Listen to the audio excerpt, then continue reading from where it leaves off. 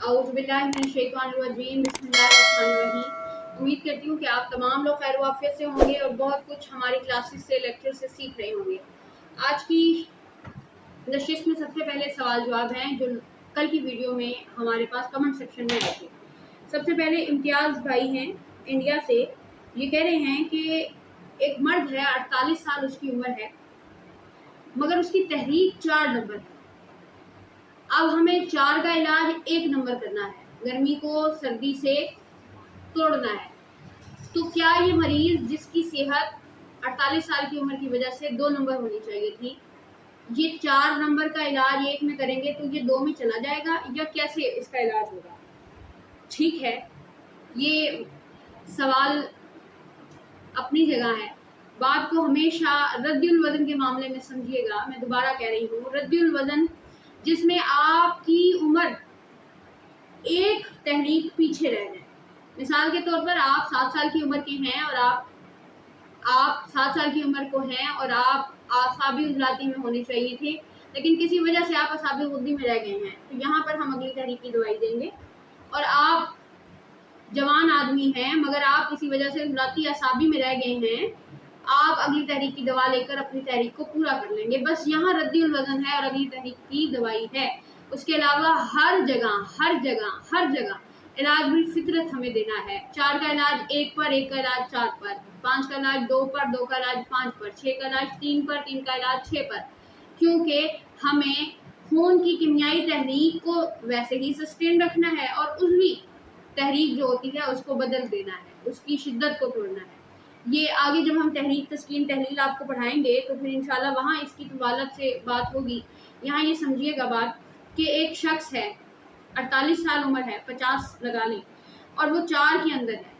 अब अगर इस मरीज़ को 1 नंबर तहरीक की अद्वियात देते हैं, मरीज़ के अंदर ज़ोफ़ पैदा होगा, कमज़ोरी आएगी, वो जल्द बिस्तर पे लग जाएगा, बूढ़ा बूढ़ा नजर आएगा, ठंड उसको लगेगी, बूढ़ी हड्डियाँ हो गई है ना, तो वो ठंडी चीज़ें उसके जिस्म में दर्दें पैदा कर सकती हैं।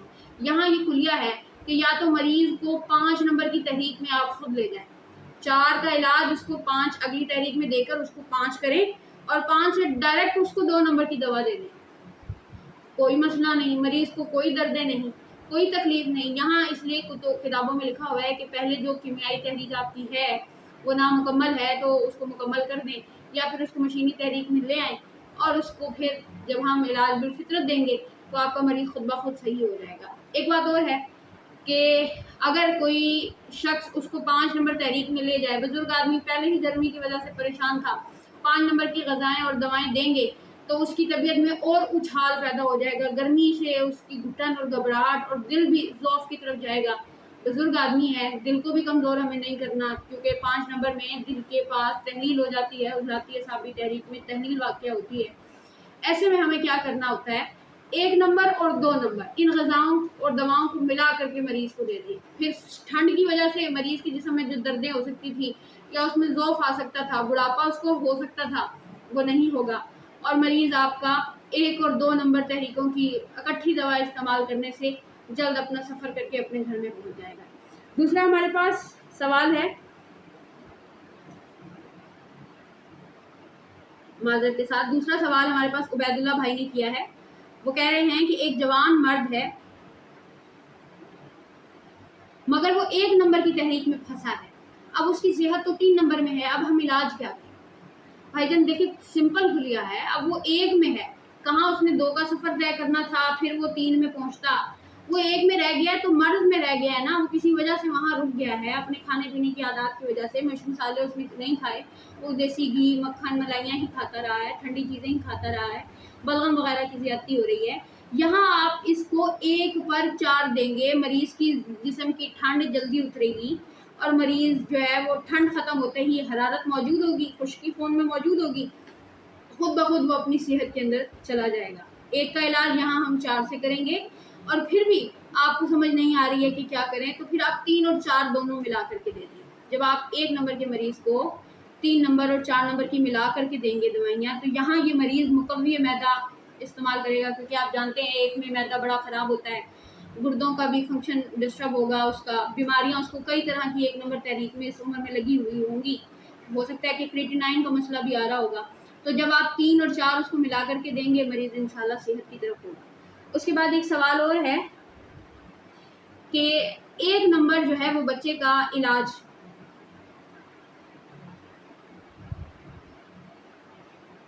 ہاں جی انہوں نے پوچھا ہے کہ ایک بچہ ہے جو کہ اپنی طبعی تحریک میں ہے، اعصابی عضلاتی میں، اس کے اندر اس بچے کو بخار ہو سکتا ہے، ہر وقت اس کو نزلہ زکام ہوگا، ناک بہرا ہوگا اس کا، ظاہر ہے ٹھنڈ کے اثرات ہیں، جلدی سردی لگے گی، جلدی گرمی لگے گی۔ یہاں پر ہم اس بچے کا کیا کریں کہ اس کو بخار اور گرمی سردی سے بچا سکیں، یہاں کون سی دوا اس بچے کو دینی ہوگی؟ اب یاد رکھیے کہ 2 نمبر میں صابر صاحب نے دائمی نزلہ زکام کی ایک دوا کا ذکر کیا ہے۔ اس کے علاوہ حدیث پاک میں آتا ہے کہ کست شری جو مائیں اپنے بچوں کو بچپن میں نہیں دیتی ہیں وہ ظلم کرتی ہیں، مفہوم ادا کر رہی ہوں، لفظوں کی آگے پیچھے ہو سکتی ہے، تو جو کست شری ہے اس کا شہد میں ملا کر کے ایک کا علاج 4 کے اندر کر کے ہم اس کے بچے کی گرمی جسم میں ڈال سکتے ہیں اور اس کی ٹھنڈ کا اثر اس کو وقتی طور پر ظاہر کر سکتے ہیں۔ لیکن ایسا نہیں کرنا کہ آپ بچے کو گرم غذائیں کھلا کر کے بچے کو اس کا سردی والی تحریک ہی ختم کر دیں، ایسا نہیں کرنا۔ وقتی طور پر نزلہ زکام کے لیے آپ 1 کا علاج 4 پہ بھی کر سکتے ہیں اور آپ 1 کا علاج 2 نمبر کی تحریک میں بھی 2-4 دن کی خوراکیں ہوں گی اور وہ دیں اور بچہ صحت میں چلا جائے گا۔ اس کے علاوہ اگر بخار کی بات کریں تو ہمارے پاس اعصابی سلفا گروپ ہے، صابر صاحب نے گندک کا دیا ہے، جس میں گندک ہے، سہاگا ہے اور جس میں جوکھار ہے۔ اگر آپ یہ بنا کر رکھتے ہیں، میرے پاس چھوٹی عمر میں جب بھی کوئی بچہ بیماری کے اندر آتا ہے تو میں سلفا گروپ اس کو دیتی ہوں، الحمدللہ نہ 2 میں جانا پڑتا ہے نہ 4 میں جانا پڑتا ہے، بچے کی شدت گندک کی وجہ سے سکون میں آ جاتی ہے اور بچہ صحت کی طرف چلا جاتا ہے۔ تو یہ 2-4 طریقے ہیں، آپ وقت کے بادشاہ ہیں، آپ نے تدبیر کرنی ہے، تدبیر دینی ہے اور پھر جا کے اپنے مریض کو، آنے والے کو صحت کی طرف لگانا ہے۔ اس میں مریض کی قوت دیکھنی ہوتی ہے، ٹھنڈ اس کو زیادہ ہی لگی ہوگی تو میں پھر اس کو گرم غذائیں دیتی ہوں اور دوائیں دیتی ہوں۔ اگر میں دیکھتی ہوں نہیں بس ہلکا پھلکا موسمی اثر ہے تو میں وہاں گندک کا علاج دے دیتی ہوں۔ اگر مجھے دیکھتا ہے کہ یہ بچہ کافی دنوں سے نزلہ زکام کا شکار ہے، پورا سینہ اس کو جکڑا ہوا ہے اور کھاؤں کر رہا ہے، کافی نمونیا کی سی کنڈیشن بن گئی ہے، ہم وہاں پر بچے کو گرم بھی دیتے ہیں اور اگلی تحریک بھی دیتے ہیں، مگر ایک ہی بچے پہ تینوں فارمولے نہیں ادا کرتے، میں نے یہ مختلف کنڈیشنز بتائی ہیں۔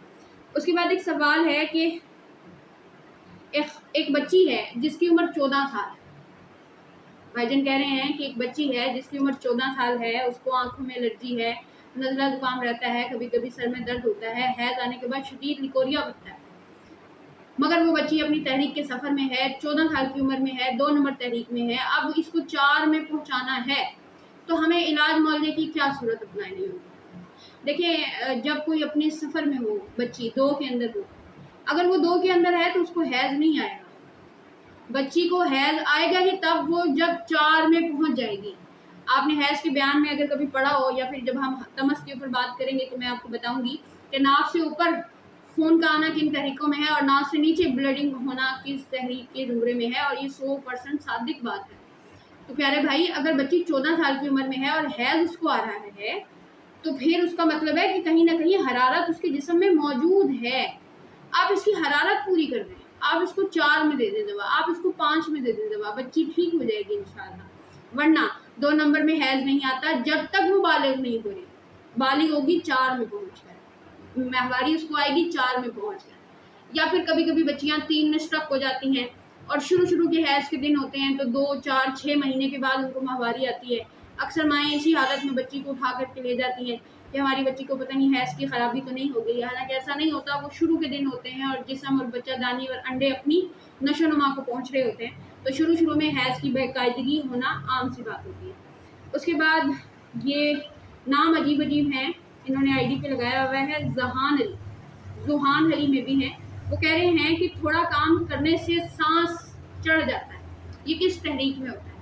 میرے بھائی اللہ آپ کو صحت والی زندگی دے، آپ نے اگر نبضیں ہماری پڑھی ہیں، آپ کو ہم نے بتایا کہ لین نبض ہوتی ہے، ضعف ہوتا ہے نبض میں، نبض جو ہے وہ قوی اور ضعیف بھی ہوتی ہے، نبض سلب اور لین بھی ہوتی ہے، ہم نے آپ کو بتایا ہے کہ نبضوں میں افراط و تفریط متفاوت کا مسئلہ بھی آتا ہے، نبض سری بتی بھی ہوتی ہے، یہ جو جتنا بھی بتی، لین، ضعف اور یہ جتنی بھی بارد نبضیں ہوتی ہیں جس میں رطوبت اور سردی ہوتی ہے، یہ ساری کمزوری کا تظاہر کرتی ہیں۔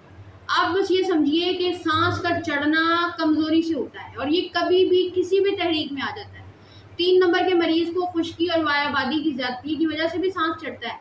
गर्मी के मरीज को अंदरूनी बुखार और गर्मी हरारत की ज्यादती से भी उसको सांस चढ़ता है। बलगमी बच्चों को या बलगमी अमराज के जो लोग आते हैं उनको भी सांस चढ़ता है। सांस चढ़ना आपके फेफड़ों के साथ जुड़ा होता है, आपके अंदर जिस्मानी कमजोरी के साथ जुड़ा होता है, आपके दिल की कभी होने और उसकी मजबूत ठोकर और कमजोर ठोकर के ऊपर जुड़ा होता है। तो ये किसी भी तहरीक में हो सकता है। आप ये नहीं कह सकते कि ये किसी एक तहरीक में ही आपको सांस चढ़ेगा। उम्मीद कर रही हूँ कि आपको इस बात की समझ आ गई होगी। अब एक सवाल है, एक नौजवान मर्द है, उसको 3 में होना चाहिए था मगर वो 4 में है, इलाज क्या करें?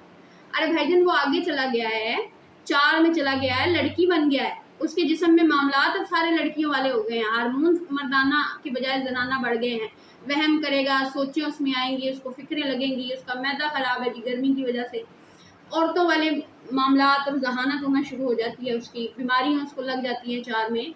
सूरत अंजाल भी हमने 4 में देखा, बेऔलादी भी हमने 4 में देखी, पस भी हमने 4 में देखा। यहाँ इलाज 1 नंबर आप करेंगे, 4 का इलाज 1 में करेंगे, मरीज सेहत की तरफ इंशाअल्लाह अल्लाह के हुक्म से। ठीक है, अब एक आखिरी सवाल है जो कि एक भाई का है कि एक ज़ईफ आदमी है, उनकी नब्ज़ जो है वो बिल्कुल हड्डी के साथ महसूस हो रही है, कभी कहते हैं 1 पोरे पे, कभी लगता है 4 पोरों, कभी कहते हैं 1 पोरे पर महसूस होती है और कभी लगता है 4 पोरों पर चल रही है।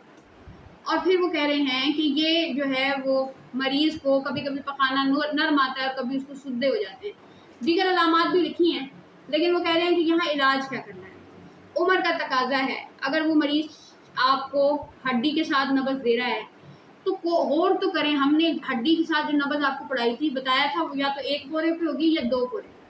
ये क्या बात हुई कि वो कभी 1 पे मिल रही है और कभी 4 पे? एक ही बंदे की इस तरह की नब्ज़ नहीं मिल सकती, या तो फिर वो शुरू में ही मिल रही थी लेकिन भाईजान आपने ज़रा दबाव ज़्यादा दे दिया है, वो फिर आपको हड्डी की तरह महसूस हो रही है, आपके पोरों का वजन बराबर नहीं है। बाज़ औक़ात होता है हम 2 पोरों के दरमियान ये जो वजन होता है इन उंगलियों को ज़्यादा कर देते हैं, ऊपर वाली हल्की कर देते हैं। अब जहाँ ज़्यादा है वहाँ नब्ज़ से एक नार ही है ना, एक पाइप है, वो यूँ निकल के मवाद जो है वो आगे पीछे और बीच में दब जाता है। और बाकी कुछ नब्ज़ों की कैफियत है, मुरक्कब हालतें हैं, वो जब आज आपको इंशाल्लाह हम पढ़ाएंगे तो अल्लाह ने चाहा तो आहिस्ता आहिस्ता आपके सामने, आपके जहन में ये सारी ही बातें आ जाएंगी। ठीक है, उसके बाद यहाँ सब सवाल ख़त्म हो गए हैं। अब हम आज का लेक्चर का आगाज़ कर रहे हैं।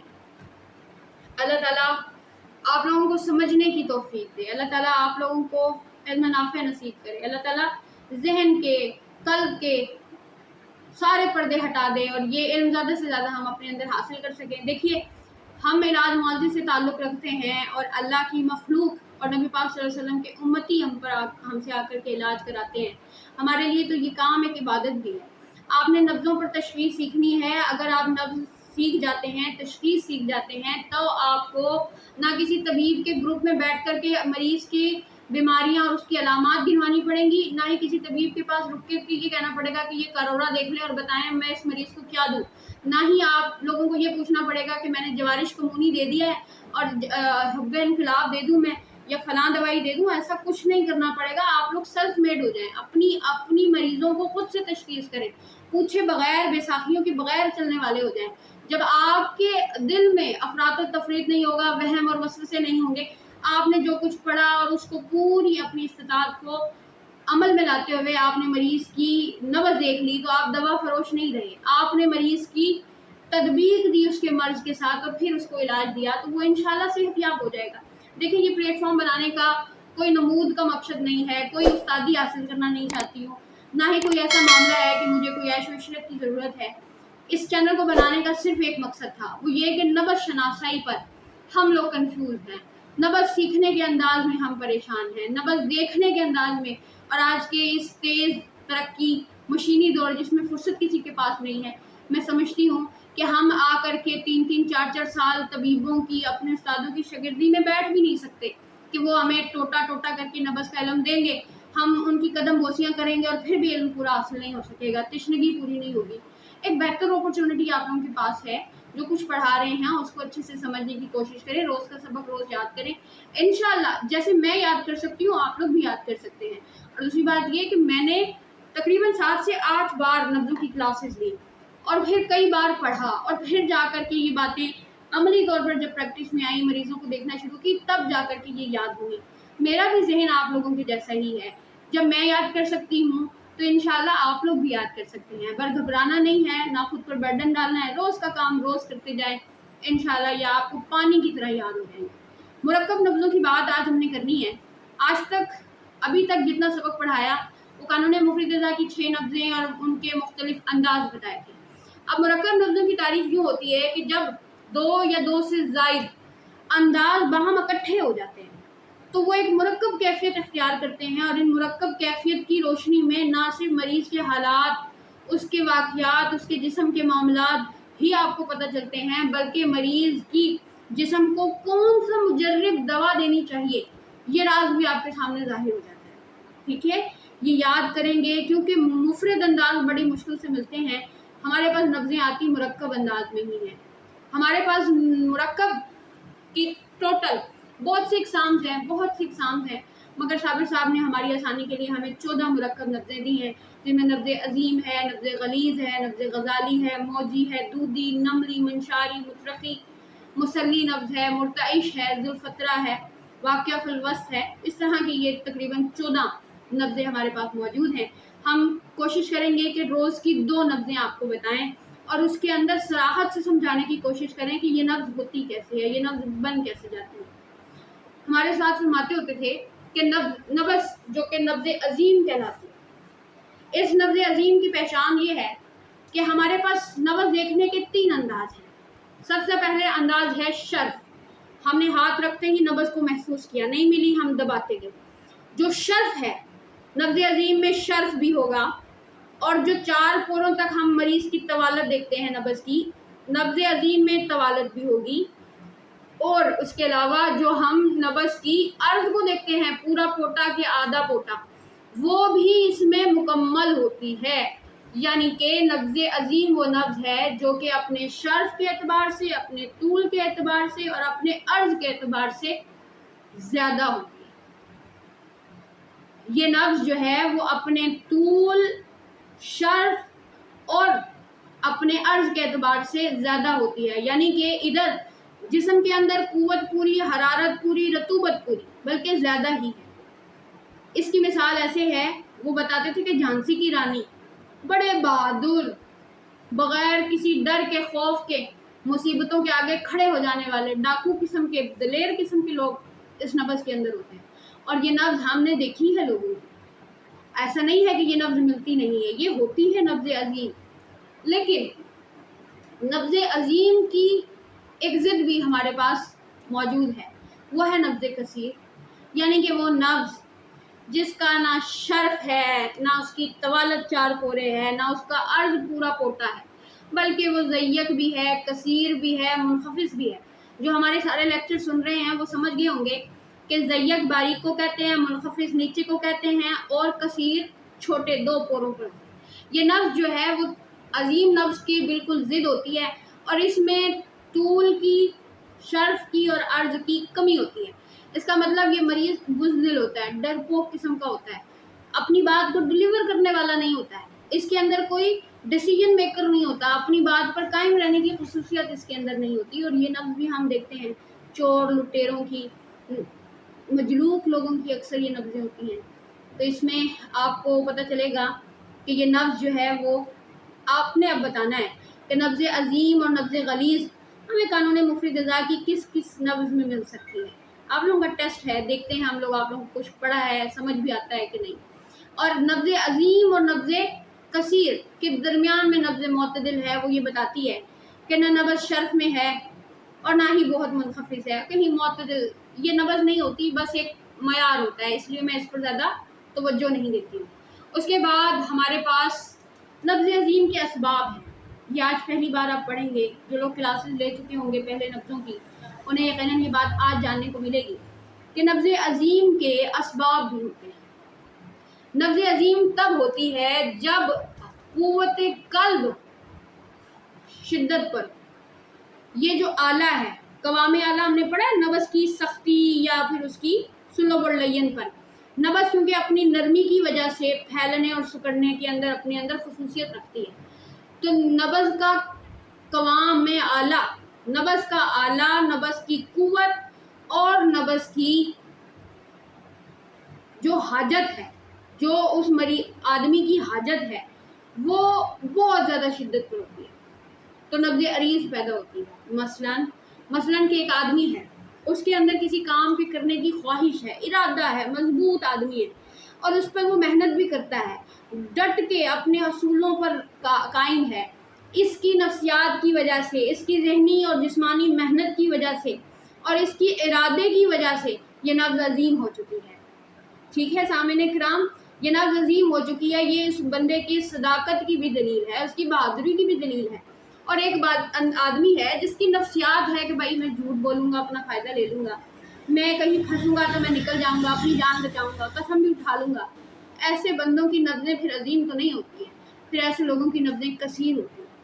इसके साथ साथ एक बात होती है कि नब्ज़ अजीम और नब्ज़ कसीर अपने अंदर शर्फ, तूल और अर्ज़ के अलावा अपने अंदर एक खसूसियत और भी रखती हैं। जब कलब कवी हो, हाजत ज़ईफ़ हो और आला नरम हो, शरियान जो आला है वो नरम हो, ऐसे में नब्ज़ कसीर हो जाती है।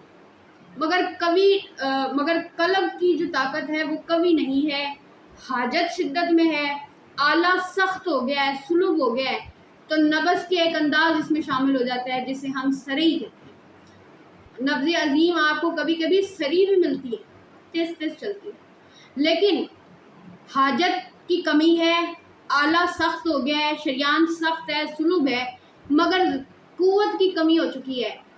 तो सरत और हाजत को पूरा करने के लिए नब्ज़ यहाँ पर मुतवातर हो जाती है। आपने नब्ज़ सरी और नब्ज़ मुतवातर पढ़ा होगा। हमने बताया था कि नब्ज़ सरी वो कि जो अपनी रफ्तार में तेज़ होती है, नब्ज़ मुतवातर वो कि जिसका रफ्तार इस कदर तेज़ होती है कि महसूस होती है चिमटी हुई। तो समझ आई कि बाज़ औक़ात हाजत की इतनी शिद्दत होती है कि नब्ज़ की ये नरम है, रतूबत बढ़ी हुई है अजीम नब्ज़ में और कुव्वत भी उसमें पूरी है, मगर हाजत की शिद्दत नहीं है, तो ये नब्ज़ कसीर भी हो जाती है। और बाज़ औक़ात हाजत इतनी शिद्दत में है, कवि भी होने की वजह से, अपने अर्ज़ में ज़्यादा होने की भी वजह से हाजत इतनी ज़्यादा है कि ये नब्ज़ अजीम हो जाया करती है, मगर इसमें सूरत आ जाती है। और कसीर नब्ज़ में ज़ौफ़ की वजह से, कमज़ोरी की वजह से, बुज़दिल डरपोक की वजह से ये नब्ज़ मुतवातर भी हो जाती है। शायद आप कंफ्यूज हो गए होंगे, मैं दोबारा बता रही हूँ इसको कि नब्ज़ अजीम अगर कुव्वत कवी है तो वो सरी होती है, लेकिन अगर नब्ज़ अजीम में कुव्वत सरी नहीं है, कुव्वत ज़्यादा नहीं है, कुव्वत की कमी हो चुकी है, तो फिर ये मुतवातर हो जाती है। यही सरी और मुतवातर नब्ज़ों का फ़र्क भी है, क्योंकि इन दोनों में कुव्वत हैवानी और ज़ौफ़ कुव्वत हैवानी का फ़र्क वाज़ा हो जाता है। और इसके बाद हम लोग नब्ज़ के दूसरे मुरक्कब अंदाज में पढ़ेंगे। अब आप कहेंगे माज़रत के साथ कि नब्ज़ ज़ईफ़, नब्ज़ अरीज़, नब्ज़ अजीम और नब्ज़ कसीर के लिए हमने क्या किया, हमने ये पढ़ा क्यों है, ये हमारे काम कब आएगा। आपको जब कभी नब्ज़ सरी मिलेगी किसी मरीज़ की, किसी भी मकाम पर, पहले मकाम पर, दूसरे मकाम पर मिल जाती है आपको नब्ज़ सरी, आप कोशिश करेंगे क्या इसमें तवालत, अर्ज़ और मुशर्रफ तीनों बराबर हो गए तो ये नब्ज़ सरी भी हो गई है। आप इसको हुक्म लगा सकते हैं, भाई आप बड़े अच्छे दिल के मालिक हैं, आप बड़े नेक आदमी हैं, आप बड़े बहादुर हैं। मरीज़ को इतनी दिलजोई आप कर सकते हैं कि मरीज़ आधी बीमारी तो आपके मतलब पे ही छोड़ के ख़त्म होकर उसकी चली जाएगी। और इसी तरह अगर कोई नब्ज़ कसीर आपके पास आई, आपने देखा नब्ज़ तो मुतवातिर भी हो गई है, कसीर भी है, 2 पोरों पर भी है, छोटी भी चल रही है, ज़ैयत सी भी महसूस हो रही है, दूसरे मकाम पर ही क्यों ना हो, पहले मकाम पर ही क्यों ना हो, आपने इस मरीज़ को कहना है भाई उल्टे काम छोड़ दो, गलत काम मत करो, अपने आप को पाक करो, किन उलझनों में लगे हुए हो। वो आपका चेहरा देखेगा और वो आपसे कहेगा कि क्या बात है, ये तो मेरी अखलाकी मामलात भी जान गया। ठीक है मेरे भाई, जब इसकी प्रैक्टिस करते रहेंगे तो इंशाल्लाह ये बात इतनी क्लियर हो जाएगी कि आप मरीज़ को बैठ के कह सकते हैं कि मजलूक हैं आप मरीज़ को बैठ के कह सकते हैं कि भाई चोरी की है, डाका डाला है, इबादतें नहीं करते हो, गुनाह में मुलव्विस हो। ये बातें आपको ये नब्ज़ अजीम बताती है। उसके बाद दूसरे नंबर पर हमारे पास है नब्ज़ गलीज़। नब्ज़ गलीज़ क्या है? इसकी बड़ी अच्छी डेफिनेशन है, इसको समझना बड़ा ज़रूरी है। नब्ज़ गलीज़, ये वो नब्ज़ है जो मुरक्कब है और अपनी चौड़ाई में और अपनी ऊंचाई में ज़्यादा है, तवालत नहीं है ज़्यादा, 4 पोरे नहीं है। हमने बताया था कि 4 पोरे होना, तवील होना नब्ज़ का हरारत पर दलील करता है। मतलब यहाँ हरारत नहीं है, यहाँ सर्दी है और तरी है। नब्ज़ गलीज़ में चौड़ाई है, नब्ज़ गलीज़ में अर्ज़ भी है और शर्फ भी है, मगर नब्ज़ गलीज़ में तवालत नहीं है। इसके मुकाबले में नब्ज़ दय्यक होती है, और दय्यक बारीक होती है और मुनखफिस होती है, बिल्कुल उलट होता है, और उसमें हम कह सकते हैं कि सर्दी या रतूबत का कोई मर्ज़ नहीं है, और साथ ही साथ में इनका भी एतदाल मुतदिल होता है। नब्ज़ गलीज़ कैसे पहचानें? हमारे साथ बताते होते थे कि नब्ज़ गलीज़ की पहचान ये होगी कि पहला आपने किसी मरीज़ की नब्ज़ देखी, 2 पोरों पर है, हवा से पूर मिल रही है। तो कुछ भाई ग्रुप में हमारे पूछ रहे थे कि एक आदमी की नब्ज़ मिलती है शर्फ में मगर मोटी भी है, 2 पोरे पर भी है मगर बुलंद है, ये कैसे मालूम पड़ेगा कि ये कौन सी तहरीक है? क्योंकि आपने तो बताया 2 पोरों पर बुलंद नब्ज़ कभी भी भारी नहीं होगी। नब्ज़ गलीज़ में आपको समझ आई कि वो मोटी भी है और शर्फ में भी है, मगर नब्ज़ गलीज़ की पहचान ये होगी कि जब आप इसको दबाएंगे ये गायब हो जाएगी, फिर ये आपको मिलेगी ही नहीं। आपने बड़े लोग देखे होंगे, वो आपके पास आते हैं। मेरे पास कल ये मरीज़ आई थी, शुगर भी था इनको, इनकी पिंडलियों में, रानों में दर्द भी था, और पूरे जिस्म पर किसी डॉक्टर ने इंजेक्शन लगाया था और वो इंजेक्शन पूरी नसों में फैल गया। वो जो खून की नालियाँ हैं वो पूरे जिस्म पर वाज़ा होती हैं, जिस्म में पानी भर गया है। मैंने इस मरीज़ की नब्ज़ देखी, मुझे नब्ज़ गलीज़ मिली। मैंने जब उसको हल्का सा दबाव दिया वो गायब हो गई। कितनी देर बाद, मेरे ख्याल 10, 15, 20 मिनट के बाद ये नब्ज़ मुझे फिर से ज़ाहिर हुई और दबाने पे फिर गायब हो गई, और मरीज़ की कलाई पे नब्ज़ चल ही नहीं रही। आज आपको ये बात भी समझ आएगी कि क्यों कर हमारे सामने कुछ लोगों की नब्ज़ें गायब हो जाती हैं, मिलती नहीं है। टटोल लें इस हाथ को पे मिल जा, दर्द भी धड़क रहा है, नब्ज़ क्यों नहीं मिल रही? ऐसे मरीज़ों को सर्दी और तरी तसव्वुर करते हैं और बलगमी अमराज के तहत इनका इलाज करते हैं। अल्लाह ताला आप लोगों को कामयाबियाँ इंशाल्लाह नसीब करेगा। 2-2 करके याद करेंगे ताकि आप लोगों के, क्योंकि सवालों के जवाब भी देने होते हैं, वीडियो की तवालत से भी बचना होता है, तो 2-2 करके याद करेंगे तो 7 दिन में हम मुरक्कब नब्ज़ें पूरी कर लेंगे। और उसके बाद मैं आपको जवान, बूढ़ा, बुजुर्ग, बच्चा, शीरख्वार उम्र में किस किस तहरीक में कौन कौन सी बीमारियां लगी थी उसकी भी एक तफसील दूंगी। मौसम की वजह से जो नब्ज़ों पर असर पड़ता है वो भी। आज हमारे ग्रुप में डिस्कशन हो रही थी बेदारी वाली, भाई नींद से उठते हैं तो आपकी नब्ज़ का क्या मामला हो जाता है, वो भी इंशाल्लाह आपको बताएंगे कि जब आप नींद से उठते हैं तो आपकी नब्ज़ सरी होती है, ये तो बीमारी है, इस पर तो इलाज नहीं हो सकता, इस पर तो इलाज करना नुकसान है। हर बंदे की नब्ज़ सरी होती है नींद से उठने के बाद। तो अल्लाह खैर करे, इसकी फिर जब मुफस्सल बात करेंगे तो फिर उस वक्त में आपको समझ आएगा, और ये पॉइंट हम बाद की वीडियो के लिए छोड़ देते हैं। अल्लाह ताला आप लोगों का हामी नासिर हो, इजाज़त दीजिएगा। अस्सलाम वालेकुम व रहमतुल्लाहि व बरकातुहू।